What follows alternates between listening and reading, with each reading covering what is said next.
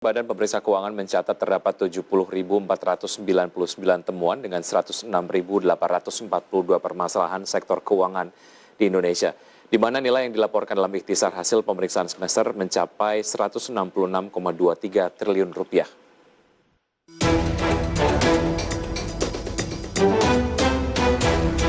Dalam rapat dengar pendapat dengan Dewan Perwakilan Rakyat pada pekan lalu, Badan Pemeriksa Keuangan mencatat terdapat 70.499 temuan kasus dengan 106.842 permasalahan sektor keuangan di Indonesia, di mana nilai yang dilaporkan dalam ikhtisar hasil pemeriksaan semester mencapai 166,23 triliun rupiah. Sekretaris Jenderal Badan Pemeriksa Keuangan Bahtiar Arif menjelaskan bahwa jumlah tersebut terdiri atas 43.038 permasalahan kelemahan sistem pengendalian intern. Kemudian sebanyak 48.111 permasalahan ketidakpatuhan terhadap ketentuan peraturan perundang-undangan dengan angka senilai 130,66 triliun rupiah.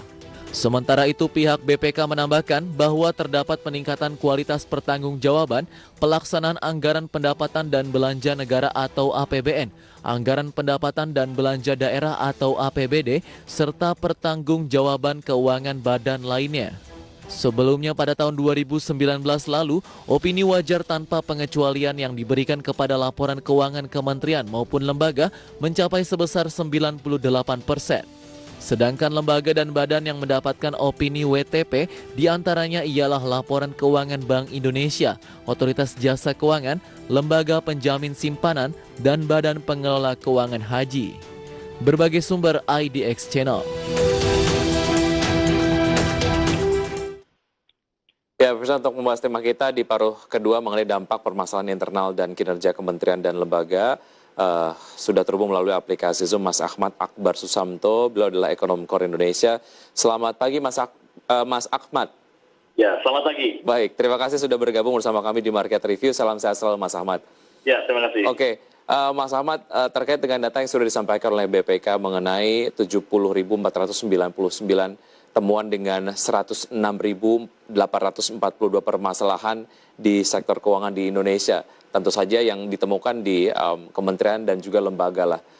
Apa analisa Anda dan apa dampak dari temuan ini ataupun korelasinya lah ya terhadap kinerja dari kementerian dan juga lembaga di Indonesia? Pertama begini ya, pertama audit BPK itu, pemeriksaan oleh BPK itu adalah aktivitas rutin memang. Setiap tahun mereka akan melakukan pemeriksaan semacam itu. Gitu ya. Dan setiap tahun angkanya memang bisa berfluktuasi, naik dan turun begitu. Tadi dikatakan sekilas bahwa jumlahnya memang besar, gitu. Tapi tadi sudah disebutkan sekilas ada perbaikan kualitas laporan dan terus salah, gitu ya. Tetapi begini, satu bahwa pemeriksaan laporan ini lebih bersifat administratif. Jadi untuk memastikan bahwa keuangan negara dikelola dengan cara yang baik, dengan cara yang transparan, akuntabel gitu. Dan ini belum terkait langsung dengan kinerja yang lain, terkait dengan pelayanan pada masyarakat, terkait dengan pelayanan target, terkait dengan pelaksanaan fungsi-fungsi dari kementerian atau lembaga pemerintah yang lain, itu belum. Ini baru keuangannya saja. Gitu. Baik, nah apa yang Anda lihat dari hal ini? Implikasinya seperti apa, Mas Ahmad? Ya, pertama bahwa tentu saja kita sih berharap dalam waktu yang tidak lama kita bisa menyelesaikan persoalan-persoalan seperti ini sehingga tidak perlu lagi ada temuan-temuan keuangan semacam ini gitu, di mana laporan keuangan pemerintah menjadi semakin bagus dan seterusnya sesuai dengan norma yang berlaku di sana, akuntabel dan seterusnya. Fakta bahwa itu belum bisa tercapai memang bagaimanapun harus diakui itu terjadi dan memang kita menghadapi masalah yang lebih serius daripada itu sebenarnya. Pertama ya, sekali lagi saya ingatkan bahwa ini hanyalah laporan secara administratif ya, ketertiban laporan administratif. Sebenarnya di balik itu pun nanti masih ada hal-hal yang lebih serius misalnya terkait dengan penyalahgunaan keuangan, korupsi dan sebagainya gitu. Baik, terkait dengan fungsi inspektorat sendiri di kementerian dan juga lembaga, apakah menurut Anda ini sudah berjalan dengan baik untuk tentu saja mengawasi kinerja keuangan di kementerian dan juga lembaga, kemudian juga efisiensi yang ada di sana? Ya, saya terus terang bukan ahli kebijakan administrasi publik ya, yang kemudian secara detail melakukan penelitian tentang peran inspektorat di masing-masing inspektorat jenderal di masing-masing kementerian atau lembaga gitu ya. Tetapi ketika fakta faktanya menunjukkan bahwa kinerja, katakanlah kualitas laporan keuangan dari masing-masing kementerian itu belum seperti yang diharapkan, artinya memang masih ada yang belum berjalan dengan maksimal di sana. Gitu. Tetapi tentu saja nanti kita tidak bisa melihat secara keseluruhan saja, kita juga perlu melihat lebih detail, nanti antara kementerian yang satu dan kementerian lain juga bisa berbeda-beda. Baik, oke. Pak Ahmad, mengenai tentu saja temuan dari BPK, terdapat 43.038 permasalahan kelemahan sistem pengendalian intern. Nah ini analisa Anda seperti apa? Apa yang bisa dilakukan untuk kemudian meningkatkan sistem pengendalian intern ini? Ya, jadi sekali lagi saya bukan ahli administrasi publik ya, ini sangat administrasi publik sebenarnya. Tetapi sistem pengendalian intern di situ kan menyangkut tata kelola, gitu ya, kemudian menyangkut para pelaku yang terlibat di situ. Salah satunya lah Irjen, lalu kemudian ada yang terkait dengan pengawasan internal dan seterusnya, gitu ya. Ya mungkin harus diakui bahwa itu kalau melihat dari apa yang terjadi memang itu belum berjalan dengan baik. Gitu. Ada beberapa perdebatan di sana sih tentang sejauh mana efektivitas dari sistem pengawasan internal semacam itu gitu. Dan kemudian bagaimana bisa ditingkatkan gitu. Tapi saya pribadi terus terang mungkin bukan ahli di bidang itu.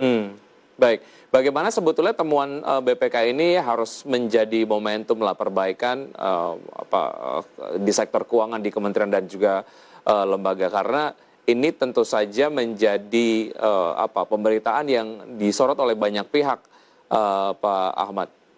Betul, ya tentu saja ini menjadi pemberitaan terus dan sebenarnya setiap tahun juga gitu. Tahun lalu juga kira-kira sekitar bulan Juni muncul juga isu yang sama, topik yang sama gitu. Dan ini PR bersama kita, bagaimana kemudian di masa depan keadaannya bisa jauh lebih bagus begitu. Tetapi gini, sekali lagi saya ingin menekankan bahwa temuan-temuan ini seringkali juga sebenarnya bersifat administratif.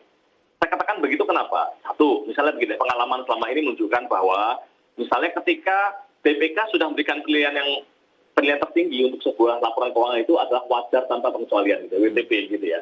Tapi nanti tidak menjamin bahwa itu nggak ada kasus korupsi sih. Gitu. Nah itu yang perlu diingat gitu. Jadi saya lebih cenderung untuk mengatakan bahwa ada sesuatu di balik itu yang lebih penting dari ini penting, tapi ada sesuatu yang lebih penting. Bahkan ketika nilainya udah paling bagus, wajar tanpa pengecualian sekalipun itu nanti nggak lama terus kemudian tertangkap ada kasus korupsinya gitu. Iya. Apa sesuatu yang lebih penting itu, Mas Ahmad? Ya, tadi salah satunya memang ya sekali lagi bahwa fokus dari pemeriksaan BPK itu pada pelaporan administrasi. Padahal pelaporan administrasi yang bagus tidak menjamin bahwa di balik itu ada sesuatu yang bagus. Itu sudah bagus ya pelaporan administrasi, tetapi pelaporan administrasi tidak otomatis kemudian sama dengan misalnya tidak ada korupsi di dalamnya. Gitu. Ya, satu. Kedua, pelaporan administrasi semacam ini juga tidak otomatis nanti identik dengan pelayanan kualitas yang bagus. Sebab yang dinilai ini kan pelaporan keuangannya. Misalnya nih, di sana sudah dianggarkan sekian, apakah sudah digunakan? Digunakannya di mana, untuk apa, apakah sudah sesuai dengan peruntukan di awal atau tidak? Lalu kemudian ada bukti transaksi atau tidak, kan lebih fokus ke hal-hal semacam itu. Gitu ya. Sementara, gitu ya, apakah kemudian misalnya nih, apakah pelayanannya yang dilakukan, yang dihasilkan dari anggaran itu benar-benar mencapai hasil yang diinginkan? Itu tidak masuk dalam pemeriksaan itu.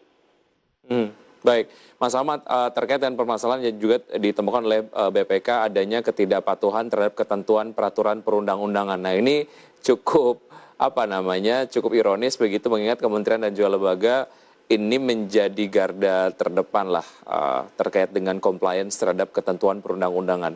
Nah apa yang bisa digali dari ini sehingga ya menjadi trigger lah supaya ini kemudian tidak terjadi lagi?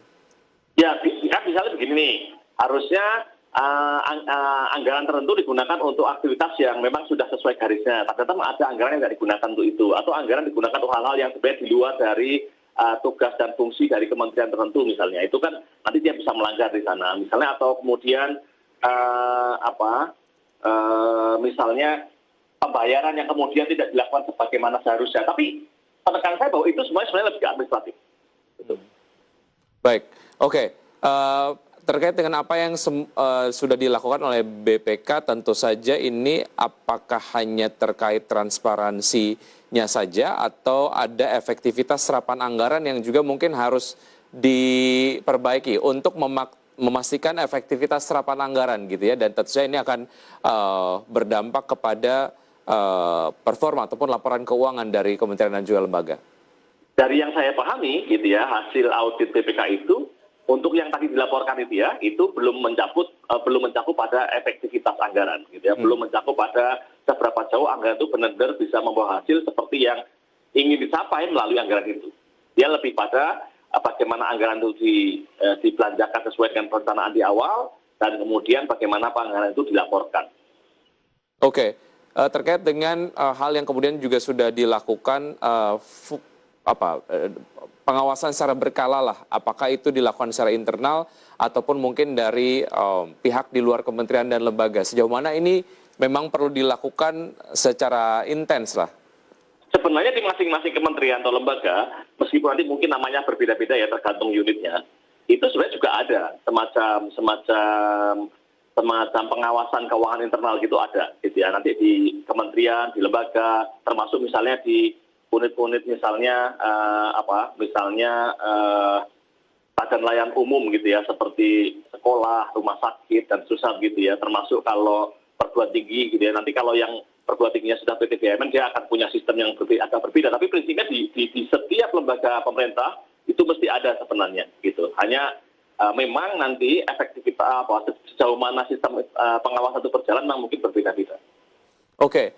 Haruskah ini menjadi sebuah evaluasi untuk pengalokasian APBN kepada kementerian dan juga lembaga? Mengingat temuan dari BPK sendiri terhadap di kementerian dan lembaga ada permasalahan mengenai ketidakhematan, kemudian ketidakefisienan dan ketidakefektifan.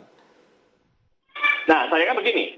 Jadi sistem penganggaran kita itu idealnya ya, kalau menurut beberapa ahli di bidang itu gitu ya, idealnya anggaran itu kan ditentukan berdasarkan seberapa jauh anggaran yang digunakan itu membawa manfaat yang nyata bagi masyarakat, bagi perekonomian kita dan seterusnya.